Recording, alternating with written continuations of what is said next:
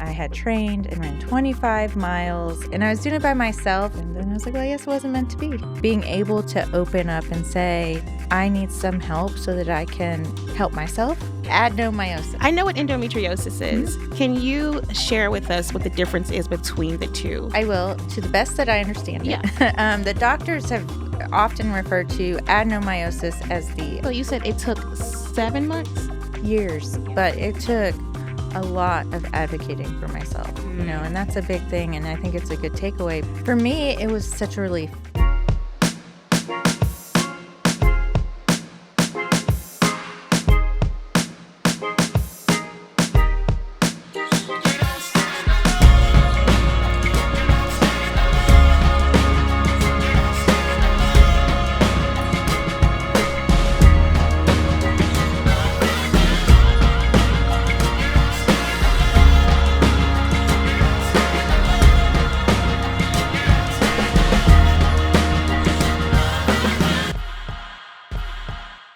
Welcome back to the Moms Can Too podcast. Thank you all so much for taking the time to listen or watch. My heart is truly grateful. I am so inspired from many of your text messages and messages that some have sent to me on social media. I really, truly appreciate it. You don't know how much that encourages me to keep going, and I cannot do this without your support, so I really appreciate it. Moms, I am excited and eager for you all to hear from my next guest. Alexis Allen is a current member of the Tarrant County Bar Association, the Arlington Bar Association, and the Tarrant County Family Law Bar. She makes it a priority to regularly volunteer in her community, usually at her church's food bank, working with Missions Arlington, or coaching a Little League team. Alexis enjoys spending her free time with her family and often can be found outdoors fishing, swimming, or training for her next half marathon. Moms, please help me welcome my friend, now yours, Alexis Allen.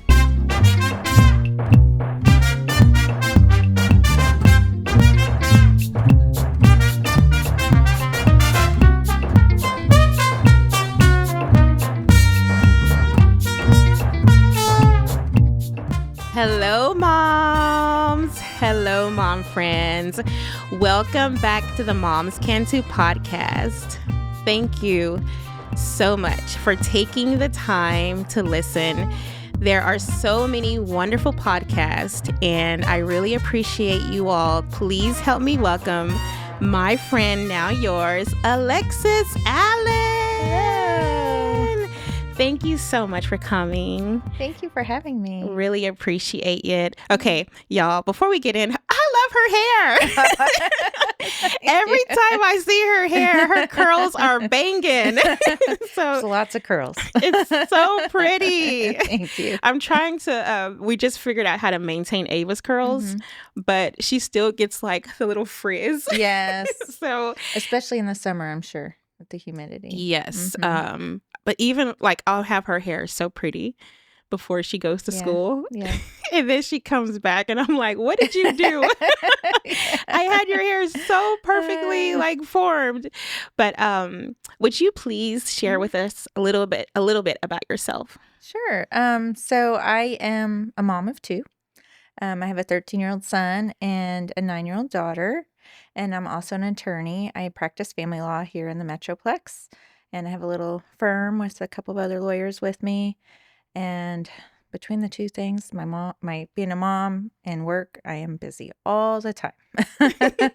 I also was a runner for a long, long time. I don't run as much as I used to, but I did run. I've run, I think it's 12 half marathons. Oh my gosh. And one full marathon. And I like to say 2, but really it was 1 full, and then I had trained and ran 25 miles on 2013 when they canceled the Dallas Marathon because of ice. Oh, So I no. count it still because I Yes. feel like that counts, right? Yes, it I mean, that does. was a lot of running till Yes. the day of, and then they canceled it. So, Oh, so you yeah. did your training up to 25 miles? Yes. What? Yeah, and I was doing it by myself, and it was my second full, and it was after I had my son. He was about a year old, and it was just kind of like my thing, and I loved it. Yeah.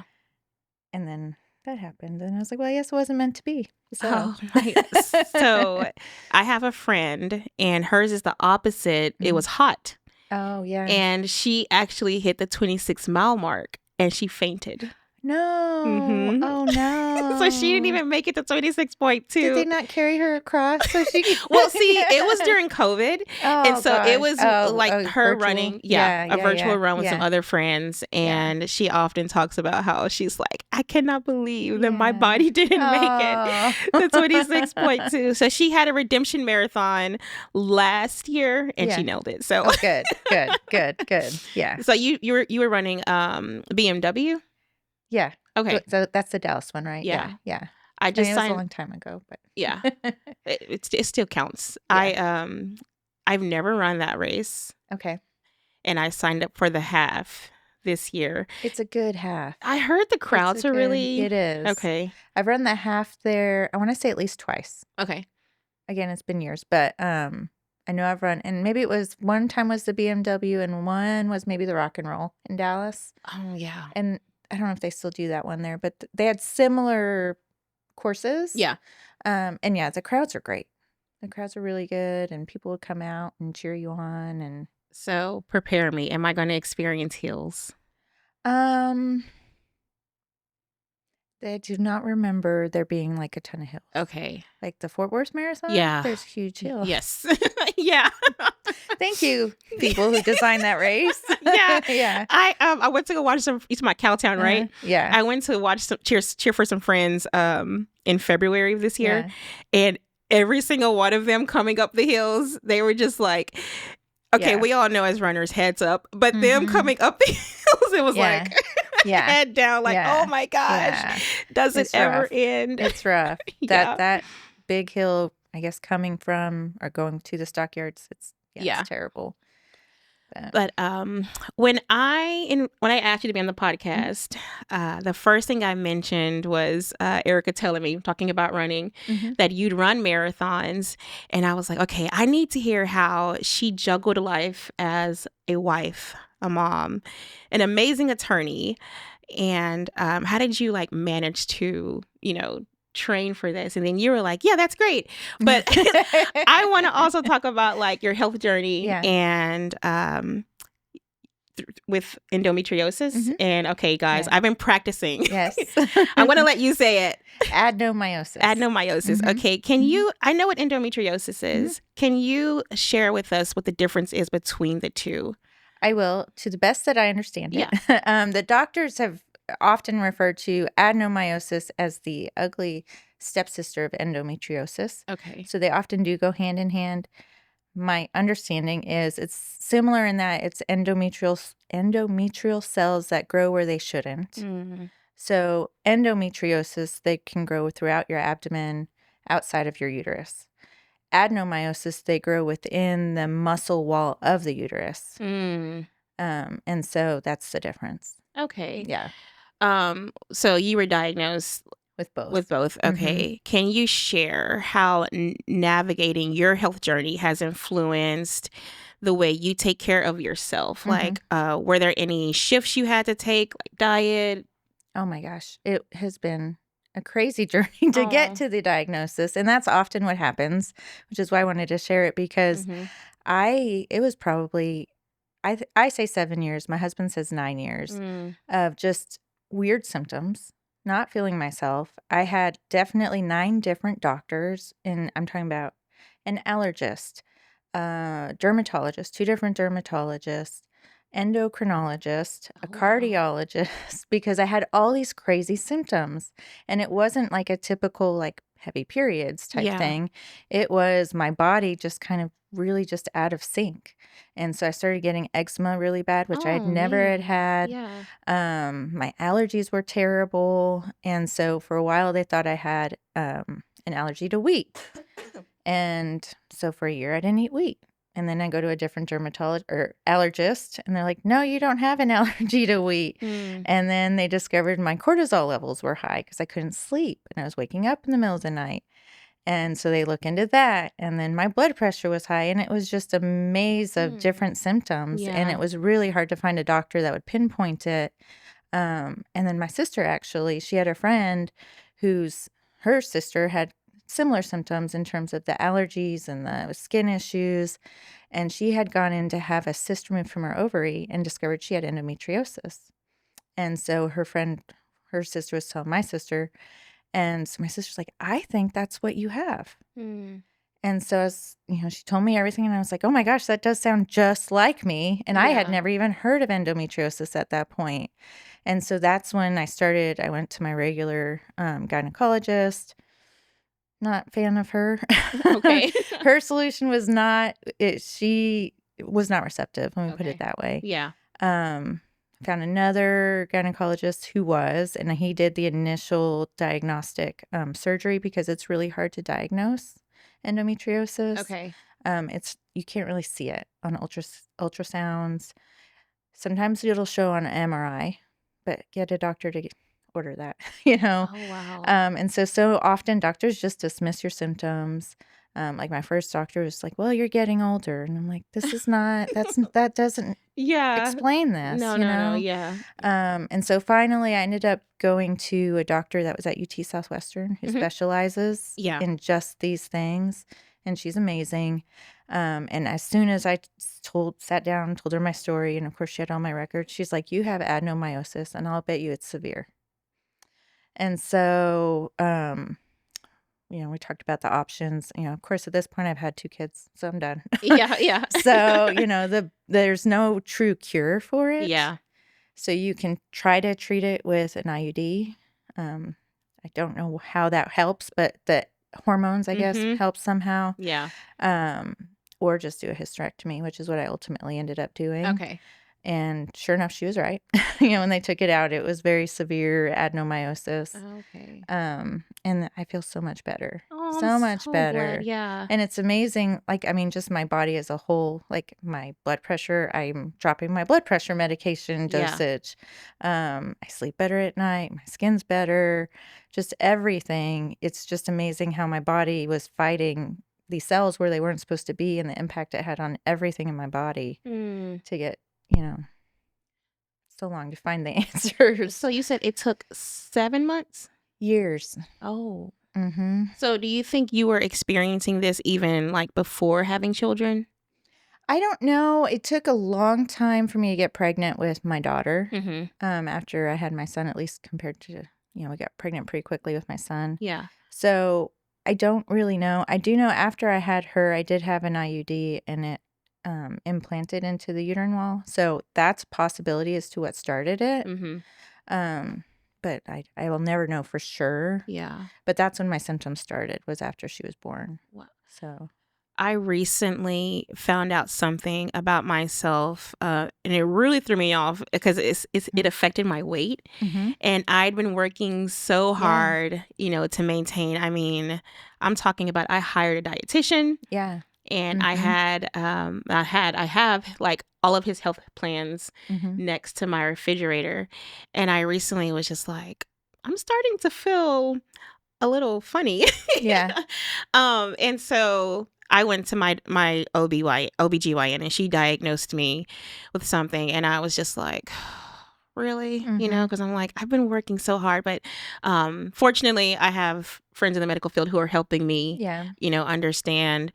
But when you found out about your health issue, did it take a toll on your mental health too? Because like I said, for me, when I found out, it was kind of like not kind of, it was Yeah. frustrating. For me, it was such a relief Oh, okay. because it was just, I just felt like I was on this roller coaster Mhm. of, one doctor says, well, this. It was Yeah, yeah, just yeah. like, I know that there is an answer to this question, and why is it so hard to figure it out? Mm-hmm.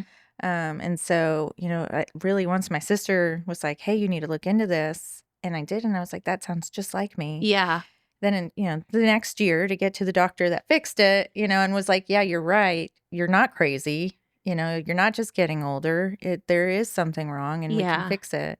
It was such a relief. Yeah. But it took a lot of advocating for myself, and Mm. that's a big thing. And I think it's a good takeaway because, like I said, my first doctor, she didn't even want to talk about it. Mm-hmm. And her response was, "Well, we can't really diagnose that." And I'm like, "But you can. Yeah. I understand that it's work and it takes more steps than you just, going Yeah. to give me birth control or something. That's not what I need. I need you to find out what the problem is so we can fix the problem, not just, Mm-hmm. make me stop coming to see you." Because that's how I felt, Yeah. really, Yeah. Yeah. and so definitely that's my biggest takeaway is advocate for yourself Mm-hmm. because the doctors don't know everything. Yeah. And particularly with adenomyosis, endometriosis, it is something that a lot of doctors don't know about at all. Mm-hmm. I mean, unless they're in the gynecological field, forget it. Most doctors do not. Wow. hmm and the effect that it has on your body, like, I mean, it affected my skin and my allergies and my blood pressure and Yeah. everything, and so it's important to kind of not just take what the doctors say as being necessarily 100% Yeah. right, because they're people too, Yeah. No, it's true. Yeah. Um, I had a guest on here. Her name is Carmen, Mhm. and she, after giving birth to, I'm sorry, she has two girls. I can't remember which. I Mhm. think it was her second child. But like you, had to advocate. And Mhm. fortunately, she had her husband and her sister there to be there too to tell Mhm. them, this isn't just something up. Yeah. Oh, she just had a baby, so she's tired. She's like, no, Yeah. this Something's is yeah wrong. serious. And so now she's also an advocate for Yeah. I'm trying to make sure for aortic health, Yeah. because like your Mhm. OB, they didn't know much about this. Yeah. So the same John Ritter, Mhm. what he died of is what Mhm. she Okay. experienced after she had her Yeah. daughter. And Oh, so that's scary. so she holds 5Ks for that now because she's like, I Yeah. need people to know Yeah. about this. So I know you said that it was like a mental relief Mhm. for you after you found out. What were some positive changes you experienced since getting your diagnosis and learning how to navigate everything?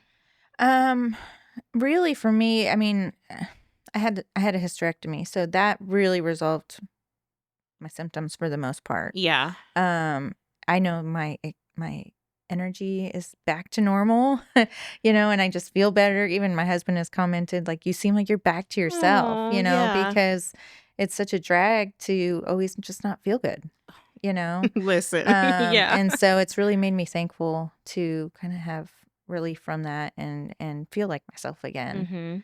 Mm-hmm. Um, yeah, I'm exercising again, Yeah.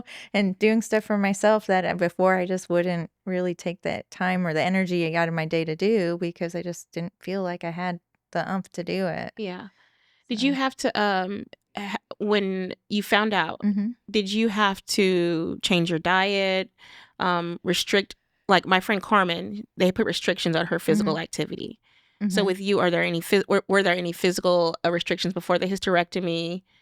No, there wasn't. Now I had a lot of pain. Okay. That's actually really what finally I think got most of the doctor's attention, but my doctor in particular, that's what she used like the pinpoint was is that I had a constant pain on one side that was always worse during my cycle. Mm-hmm.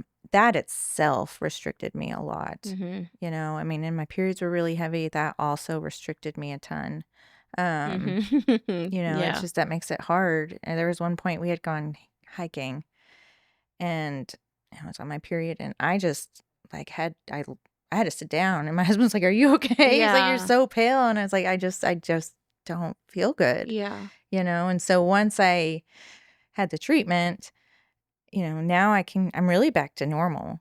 There's no restrictions as far as food or anything. Mm-hmm. With endometriosis, it's not anything that they think is caused by diet. Okay. They don't really know why it happens. It just happens. And there's people that can have it in their teens, which is horrible, throughout your whole life cycle.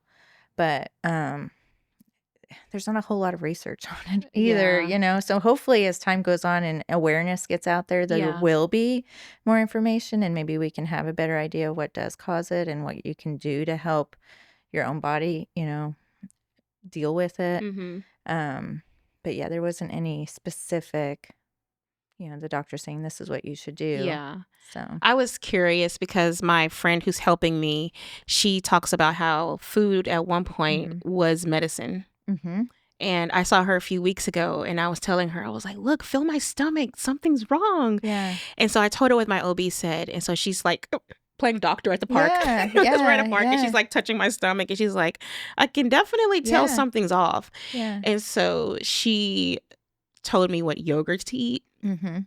She's the one who told me about the coffee that I was telling Yeah. you about. Yeah. That Yeah. was Yeah. making me all jittery. Yeah. But it doesn't really make me jittery, Yeah. but Yeah. I had too many cups today. But she was telling me, a lot of it has to do with our diet. Oh yeah. And so I'm sure. I'm And so that's sure. why I was curious. I didn't know if they were like, Yeah. stay away from this or this. I mean, just inflammation in general, because that's really what at the core of everything, I think my body was responding to inflammation that was caused by the endometriosis. Like, I really do think that it was a huge inflammation mess, Yeah. and so there are diets that are supposed to help with inflammation. Yeah. And I think, if you were on a different journey than I was, where for me, getting the hysterectomy and taking it all out was a solution because I'm done having kids.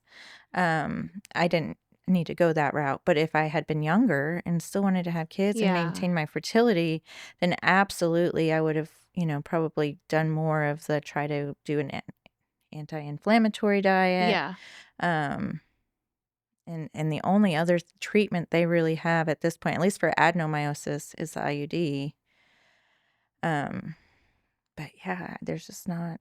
Because there's not a lot of information about it. They really don't know how to treat it. Yeah. Yeah. There's one institution in Australia. Mm-hmm. The Steve Irwin's daughter, Bindi Irwin, she has endometriosis. Okay. And so she's been a big advocate for it. And so I think she was helpful in getting that started. And so they're doing a lot of research there. I know even in Europe, it's more recognized. Yeah. What I read an article the other day where Portugal now, they passed a law where if you are diagnosed with endometriosis or adenomyosis, you can get the treatment that you need and you can get time off work for your cycles because wow. it can be really debilitating. Yeah. So we're not there here, but hopefully we'll be eventually. So what you're trying to say is we need to move to Europe. Yeah. Or Australia. That sounds good too. Yes. Yeah. I've never been to Australia, but yeah, me neither. It sounds beautiful though. Yeah. Sounds like a self-care moment. Yeah. But speaking of, can you talk about how significant it is for moms who've gone through or Mhm. going through similar experiences to prioritize self-care? Oh yeah.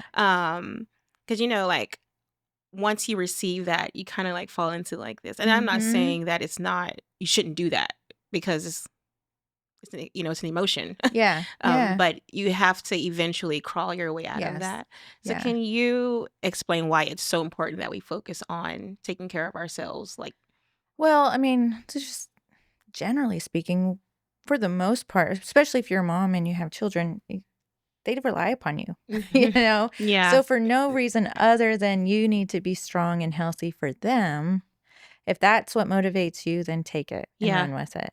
Of course, ideally, you'll be motivated for yourself, because we all want to feel good at the core. Yeah. And our bodies, you have to take care of your body in order for that to happen. And you have to move and you have to exercise and get your sleep and eat well. Because if you don't, your body's not going to perform the way it needs to. So it's really, really important that we do take care of ourselves. And I know it's hard. I mean, believe me, I know. I'm an early in the morning workout person. Yeah. So I set my alarm at like 5:15, 5:30, and I wake up and I'm like, oh, I don't want to get out of bed. And I just lay there. And so I've tricked myself and I'm like, what am I going to regret more? Not getting up or getting up. Yeah. And getting that workout in. Am I going to regret? And I never regret getting a workout in. Right. I Yeah. always will regret if I don't get up. Yeah. And so that's always kind of my trigger to, okay, get your butt out of bed, Yeah. But it is hard. Like when I did finally get the diagnosis and the recommendation for the surgery, it was hard to say, how am I going to take 3 to 4 weeks? And that was the minimum out of my busy life to do this for myself. Yeah. And I literally came home with my husband and I was like, I don't know if I can do this. And he's like, we'll make it work. We're going to make it work. Yeah. Because the kids are busy and my business is so busy. Yeah. And we made it work, but it's hard to do that sometimes, but you have to. Yeah. So saying your husband, encouraged you. Yeah. I often talk about how Caleb is, was a big supporter, is a big supporter. Go run. Yeah. Like this afternoon he came in and I was like, I'm so tired. And he's like, go for a run before you do the podcast. And I was like, I don't have time. But I love hearing that. Yeah. And oh man, talking about not regretting your workouts, but having that I don't want us, A few weeks ago, some friends and I went running on a Sunday morning and all of us were like, we were finishing our run and I try to make it a point to thank them because the way that I'm trying to figure out how to say this, the way that I hold myself accountable to waking up early is I will call or text a friend and be like, hey, that's great. Yeah.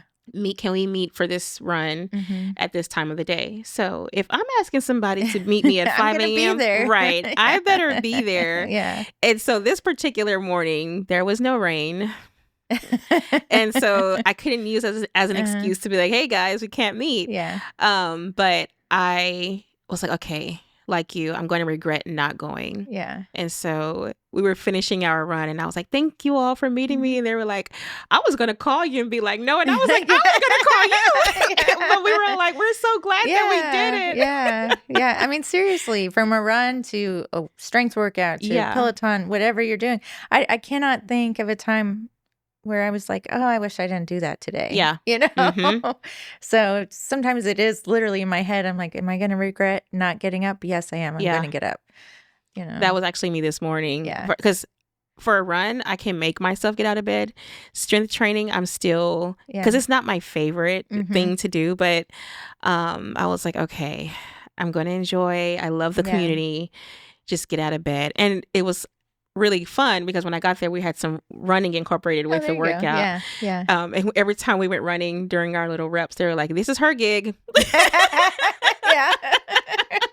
And I was like, I can relate to that. I used to do Camp Gladiator and they would do runs. And every time they ran, I was like, oh yeah, I can do the run. Everything else is hard, but I can do that. Yes. I have friends that are like, do you get bored running for so long? And I'm like, no, because like with CrossFit, I did Camp Gladiator like for a really short period. So I can't really recall how that worked. But with CrossFit, the movements are fast. Yeah. And so my friends in CrossFit, they're just like, I can't like think about running for so long because, with CrossFit, it's like boom, boom, boom, boom, boom. Like it's, fast movements. And I'm like, I don't know why you all move so fast. I'm like, for me, it's therapeutic. I saw something, I can't remember where I read it, but it said something like people who do long distance running have experienced some kind of trauma. Oh, possibly. And I was like, I've not read that, but it's funny you say that because I started running when my dad died. That's how I dealt with it. That was really when I started running. That's how I kind of worked through the grief. I never really related it like that, but that definitely would make sense. Yeah. I remember so I used to run before I had my daughter, but it wasn't as consistent. And then I had her 2017. And 2019 is when, like, right before COVID. So probably like the end of 2019 from like September. And I did a few 5Ks. And then in 2020, couldn't do anything else. Yeah. So I used to go to a local park and I just started adding on miles. And I remember running, I will never forget. It was a Sunday. I was running in the park and I was like, why am I crying? Huh. And it was like, and it started coming to me Yeah. that I love being outside. Yeah. I am what some people probably call an extrovert. Yeah. And so I was in the hospital room and then, Yeah. coming home, Yeah. being in the house because I'm like trying to, I'm the kind of person where I like to deal with stress by myself. Yeah. And so, being by myself for so long and then running, it was just like purging all of the Yeah. emotions that I had been like holding in. And I was just like, oh my goodness, like, what is this? Yeah. I was just so happy to Yeah. be out and doing something. Feels so good. Yeah. Yeah, I Yeah. truly enjoy running. Like, Yeah. I'm not marathon and then like one and done. Yeah. Yeah. One and And fun. that's it. That's Yeah. it. Now, I think half marathons are the perfect challenge. And for a while I was doing one in the fall, one in the spring. Okay. And I even got to where we would travel. And I was like, we're going to travel, but Yes! I'm going running. So like we did New Orleans and I went with friends. And I always try to do the runs when we travel on Saturday. Because I don't want to be like, I want to be able to enjoy the trip after. For sure. But this one, it was on a Sunday and it was New Orleans. But I was like, you know what? Y'all have fun. It's 10 o'clock. I'm going to bed. I got to run in the morning. I love it. Yeah. Yeah. So, like I said, running is like one of my forms of self-care. So I'm going to go back to the training for marathon conversation because you have 2 children and I have one. And I had the hardest time with training because the marathon was fine.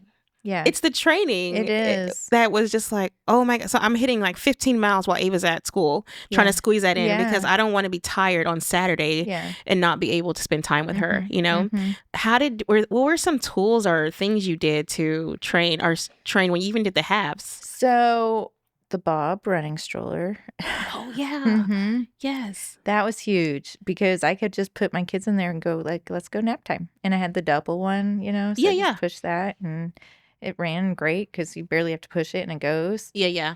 And they did that from when they were babies. And so they liked it and they got used to it. So that was a huge tool. And then having a good support system because it takes time. It really takes time. And so, being able to tell my husband, hey, I'm going to get up in the morning at 6 o'clock or whatever, and I'm going to go run and you need to get the kids up in the morning. And then we'll trade. And if you want to go golf later in the afternoon, you know what I mean? Yeah, we'll just make it work. Sure. But you definitely have to be intentional about it and have some help because especially if you're doing a marathon, because it is a lot of time. Yeah. It's a lot of time to commit to it. But I think it's worth it. And I loved the way my kids got excited. They would come to the races and be at the finish line or they'd be along the course with signs, That's so that was, sweet. and you're a good example for them too, of, staying strong and busy.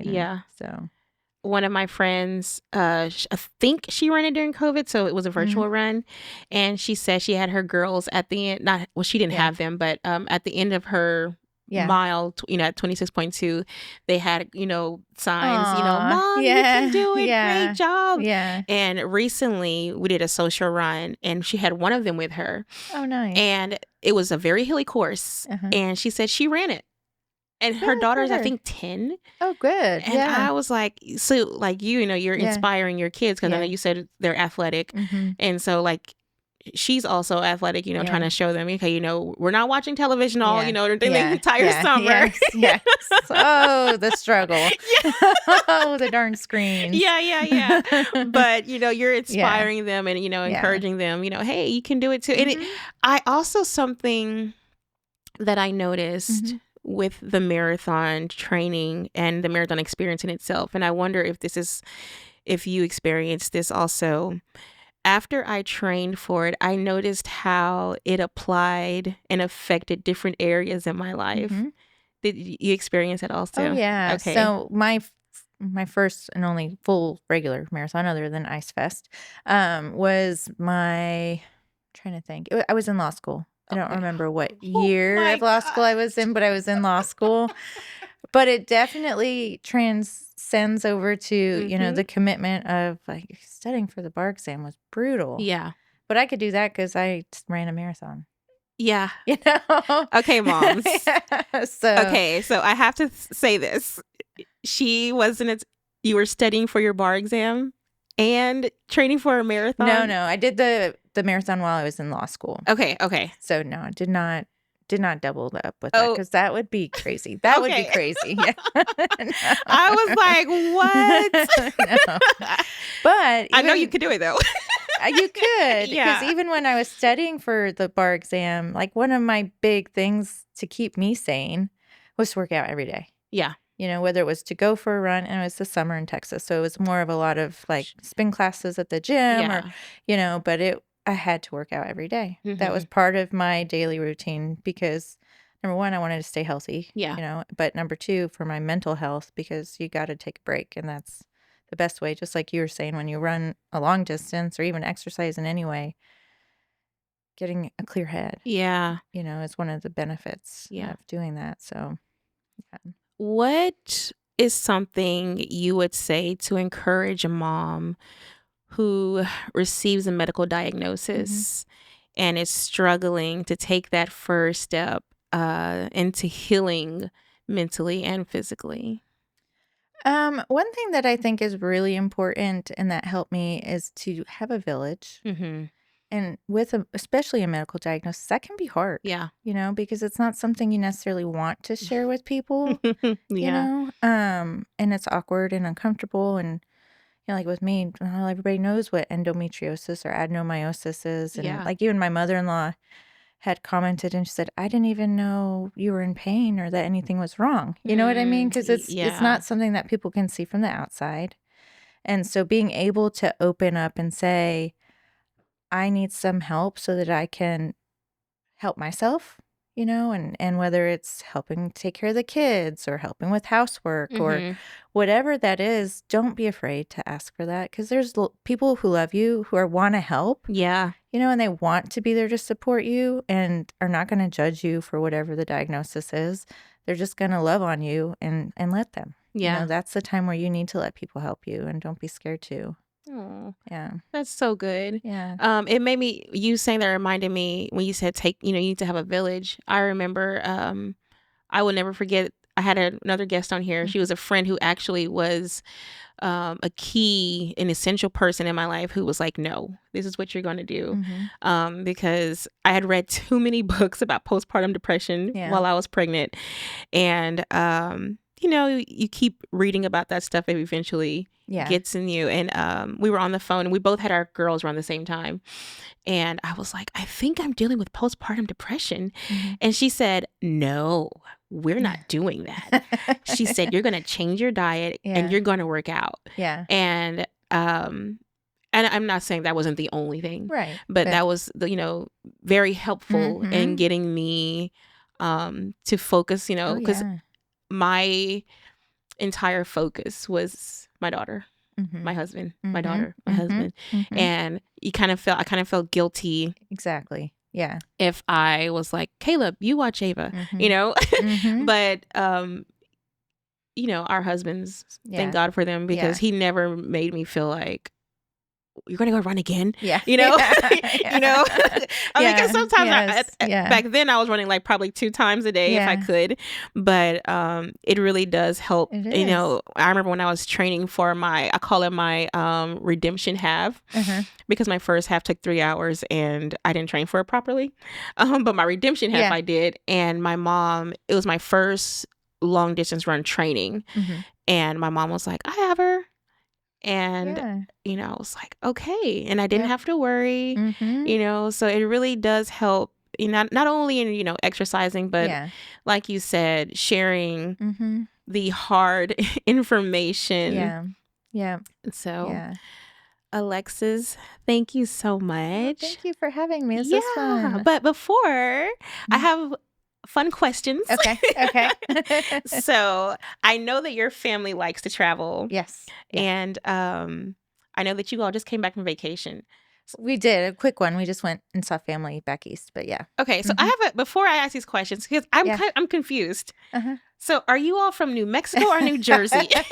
Well, so my mom was born and raised in Brooklyn. Oh, So her family is all on the East Coast in New York and New Jersey. okay. And some have moved now to Tennessee, and they're scattering, but that's where she's from. My dad's family's from California. So I was born in Las Vegas. And then when we were 3 months old, we moved back to New York, upstate New York. Okay. And then when I was 7, we moved back to Nevada. And then when I was 15, we moved to New Mexico because my mom had a dream that she lived in New Mexico. And all my life, I've thought that was so crazy. And now that I'm getting older, I'm like, I can relate. Oh, Yeah, you know what I mean? yeah. Kind of I'm hitting that point in my life when I'm like, I could dream that I want to move somewhere else and maybe I'll do it someday. you know? Yes, I understand. Because yeah. I keep trying to convince my husband. Have you Yeah. heard of Bushkill, Pennsylvania? No, I have not. Okay, so it's in the mountains in Pennsylvania. I bet it's beautiful. Oh my gosh. Mhm. Oh my gosh, it's so pretty. Mhm. And at night, it gets to 50 degrees even in the summertime. And so I have a dream that we're gonna move. There you go. Yes. Yeah. But like I said, I know you like to travel. What are some of your favorite vacation spots? So my top number one is Alaska. Okay. We're actually going back in a month. It is beautiful, beautiful, beautiful, and it's not crowded. Oh yeah. You know, so just the combination of the beauty of the landscape, the wildlife, how it's untouched. You know, you just even like going to Colorado or New Mexico, it's just you don't get that untouched Yeah. feeling of it. And it's just kind of magical. We've only gone in the summer, so I cannot speak for the winters. Okay. But if you're there in July and the sun is up, twilight, mind you, but the sun's up to like 11 o'clock at night. And it's just, And you're able to sleep? yeah, well, we take the eye masks, Okay. you know, and most of the rentals, because we do Airbnb, most of them have the shades. Yeah. So it really doesn't affect us too much. But it's just neat. It's just cool. Like, where do you experience that, Right. you know? So we're going to go back this summer and do it again because I loved it so much. Did you see, like, is there a particular city? So we really loved Homer. Okay, I've never It heard is of it. beautiful. Okay. I cannot remember the show, but Jewel, the singer, Yeah. is from there. And there's some show that was on like Discovery Channel or something, and it's about where they lived out there and where she's from, and that's where the area where she's from. And it is just amazing. It Okay. is so pretty. And we were up on this hill, and you just look out, and it's the bay below us. And then across the way is a huge mountain range with glaciers. And then they have these pretty, beautiful pink flowers everywhere. I want to say they're like wildfire flowers or something. I don't remember the name, but they're beautiful and they're pink and they're everywhere. So when we were there on the porch, it was like sitting there looking out, and it's a pink sea of flowers, followed by the ocean, followed by the mountains with the glaciers. I love it. I mean, we got to the house and we just sat there all day. I'm sure. Just soaking that in. You know, it was really pretty. And there's really good fishing.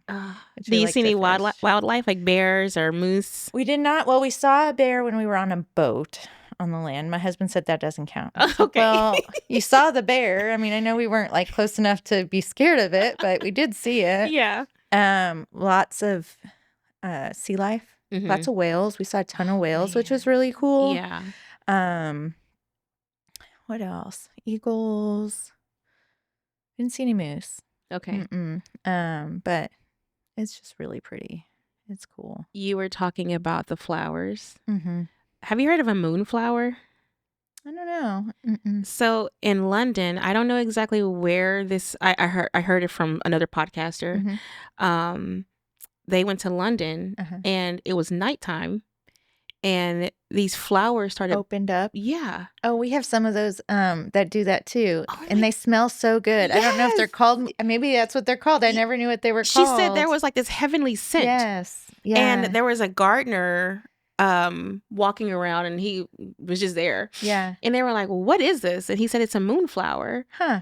And I never heard of a Yeah. moonflower. Yeah, I didn't know what it was called, but I've seen them, and we have some near our house, and they smell so good. Oh my They gosh. do. Yeah. I'm gonna have to go see if I can find some Yeah. seeds for Yeah.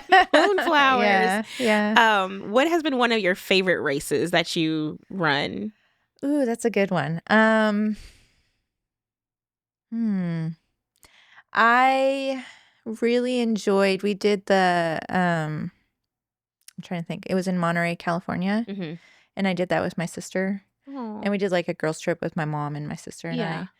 And so I really liked that one. It was really pretty. Obviously, you're on the edge of the ocean. Yeah. I didn't love that it's a out and back. I always like when we have different terrain the entire race, but it was a 6 mile out, 6 mile or so back. Yeah. That's not my favorite, but it was a really pretty Mm-hmm. course. And then to do it with my sister, I really liked that. So I would say that Mhm. was probably my favorite. Okay. Yeah. I don't know if you can even consider this a race, but I did a 5K in Mexico, Ooh. and it was really pretty. Yeah. Just having the ocean right there. Yeah. Oh my gosh! I'm like, I want to go back because I understand what you're Yes. saying about the beauty. Yeah. Last question: Uh-huh. What is something you all like to do as a family together? What is something that you all enjoy doing? Oh gosh, there's so many things. Golly. We just really enjoy kind of hanging out. Yeah. We have a little house on a lake and just being there together around the fire Mm, and going fishing or sitting on the dock in the morning. I think that's probably, if you asked everyone in our family, that would be the consensus, is the Yeah. one thing that we all really like. Everybody has their preference, but that's one thing that I think we all enjoy, is having that opportunity yeah. to just be outside without stuff going on and running everywhere. Mm-hmm. And just sit around the fire and we can talk. And yeah, even my kids like that, Aw. so that's nice. That makes my mama heart happy Aw. also. But it's Yeah. just nice to be, you sit out there and we see the birds and the lake and can just catch up, and they talk to you, and they'll maybe even put their phones down. Yeah. So yeah, I I would love say that. that's my favorite. I love going to your sister's gatherings, and I love Yeah. seeing, because usually when you go to like one of your friends' parties, you don't really see the parents there. Yeah. And I love seeing your mom there. Oh, yeah. And I love seeing like you and your husband. Your husband's probably Yeah. like cooking something. Yeah, probably. And so I just love how close you all are. Yeah. But Alexis, again, thank you so much for educating us and advocating for other women, and letting us know, hey, continue to pressure the doctors and figure out what's going on. So I really appreciate you. Thank you so much. Thank you so much. Moms, thank you so much for watching and or listening. Bye.